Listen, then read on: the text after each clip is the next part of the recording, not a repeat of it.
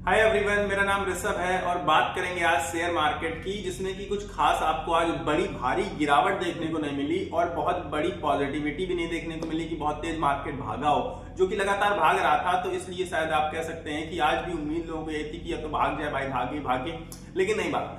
और एक चीज देखने को मिली, चाहे वो निफ्टी 50 हो, चाहे वो बैंक निफ्टी हो, जिसने भी मार्केट को शुरू से लेकर लास्ट तक देखा होगा तो आपने देखा होगा कि स्टार्टिंग का जो 1-2 घंटा था बहुत क्लियर, बहुत फास्ट स्पाइक आई थी, एक बहुत तेजी से स्पाइक आई है। मतलब मार्केट खुलता है, एकदम से नीचे गिरावट आती है और अचानक से बस वहीं 5 मिनट के फेज के बाद तुरंत स्पाइक आती है ऊपर और फिर से उसी फेज पर आ जाता है जहां पर मार्केट ओपन हुआ था। ऑलमोस्ट क्लोजिंग और ओपनिंग तो समान थी क्योंकि वहीं पर कंसोलिडेट किया है, लेकिन वो 1 घंटा बहुत महत्वपूर्ण था, बहुत इंपॉर्टेंट था और ट्रेडर्स ने भाई उसमें जम के शॉपिंग करी होगी। मतलब जम के जो कुछ किया हो, खरीदारी बिकवाली, उसमें ट्रेडर्स को बहुत फायदा हुआ होगा उस स्पाइक से। बाकी अगर इन्वेस्टर्स की बात करें तो बड़े स्टॉक्स, मतलब जिसको फेमस स्टॉक्स होते हैं, जैसे कि रिलायंस हो गया, हमारा जियो फाइनेंशियल हो गया, जो बड़ी बड़ी बैंक्स हैं, एचडीएफसी बैंक हो गई, ICICI bank, SBI bank, negative थे। मतलब काफी बड़ी गिरावट तो नहीं थी, लेकिन फिर भी गिरावट कहूंगा। और रिलायंस भी करीब 1% के आसपास गिरता हुआ नजर आया। तो ये गिरावट, अब आप ये मत पूछिए कि क्यों थी, क्योंकि इसका कोई रीजन नहीं था गिरावट का।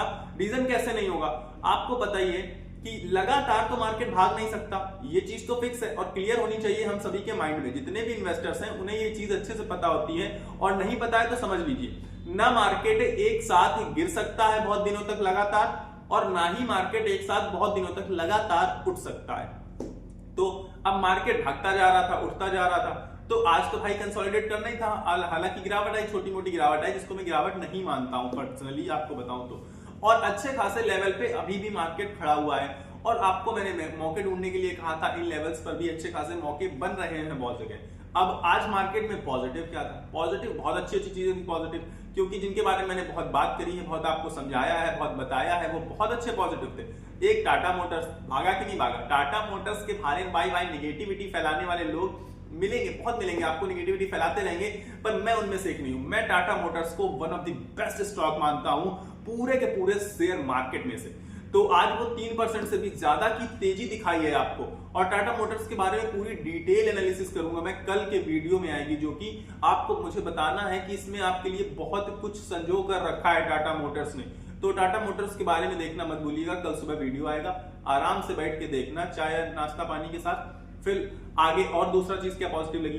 दूसरी चीज पॉजिटिव थी जो मैंने आपको बताई थी, ये बहुत बार वही पॉजिटिव थी, एक्सिस बैंक। आपने देखा पूरा का पूरा बैंक निफ्टी अगर आप देखेंगे आज माइनस में था।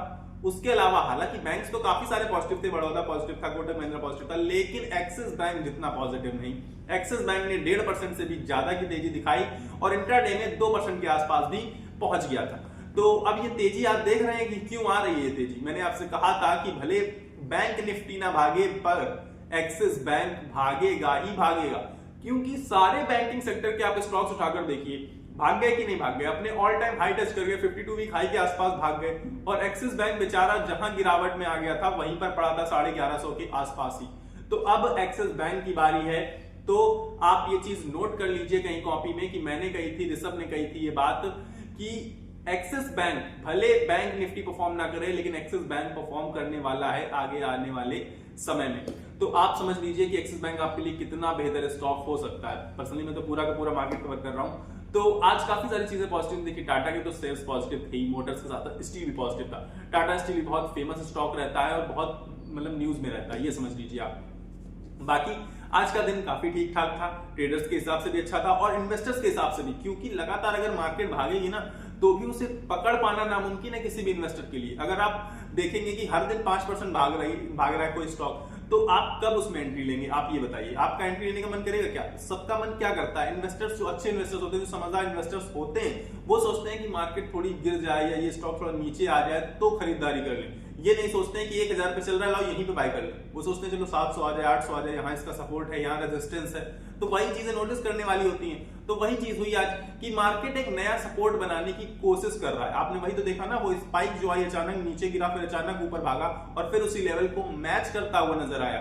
तो क्लियर आपने देखा कि अच्छा खासा 24,600 के लेवल के आसपास मार्केट क्या बनाने की कोशिश कर रहा है, सपोर्ट बनाने की कोशिश कर रहा है, और एक साथ मार्केट नहीं भाग सकता, ये मैं आपको समझाने की कोशिश कर रहा हूं। और एक साथ गिर भी नहीं सकता।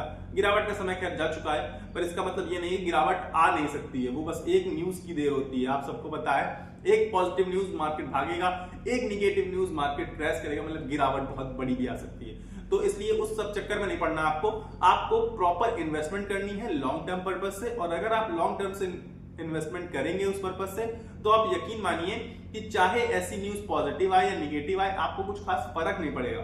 और मैं आपको एक और बात बताता हूं कि सबसे ज्यादा पैसा पता है कौन बना रहा है शेयर मार्केट में? इन्वेस्टर्स ही सबसे ज्यादा पैसा बना रहे हैं। और दूसरी चीज, हम जैसे और आपके जैसे इन्वेस्टर्स शायद नहीं बना पाते उतना पैसा, क्योंकि हम लोग रोज मॉनिटर करते हैं, रोज स्क्रीन देखते हैं, रोज देखते हैं हमारा शेयर कितना अप हुआ, कितना डाउन हुआ, जल्दी निकल जाते हैं, बेच के निकल जाते हैं, थोड़े प्रॉफिट में, कभी कभी थोड़ा लॉस ले लेते हैं, यही सब होता है। पर जो इंसान बहुत अच्छे स्टॉक्स पिक कर लेगा एक बार, जैसे मान लीजिए आपने कहा कि रिलायंस कंपनी तो बेस्ट है, अभी गिरावट भी हुई थी, काफी अच्छी खासी गिरावट हो गई थी अभी तो।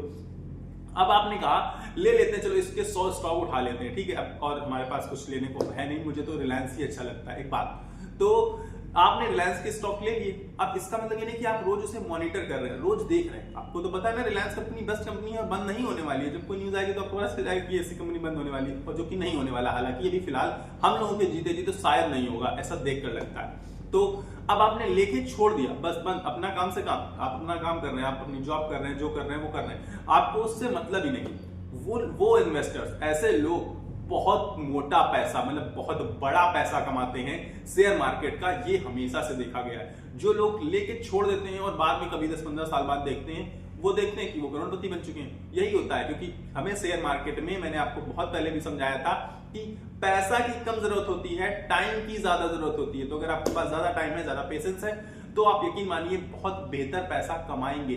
तो बाकी मैंने आपको आज के शेयर मार्केट का हाल बता दिया है, समझा दिया है सारी की सारी बातें। दूसरी चीज कि कल आएगा टाटा मोटर्स के ऊपर प्रॉपर वीडियो, मतलब हर चीज बताऊंगा मैं उसकी कि ये कहां तक जा सकता है स्टॉक, और आपका इसमें क्या फायदा हो सकता है, या क्या फायदा आने वाले समय में ये आपको दे सकता है, कितने समय तक यही कंसोलिडेट करेगा, कि किस समय भागेगा, किस समय नहीं भागेगा, गिरावट आई थी तो क्यों आई थी, और उठेगा तो क्यों उठेगा, मतलब पूरा का पूरा रिसर्च करूंगा।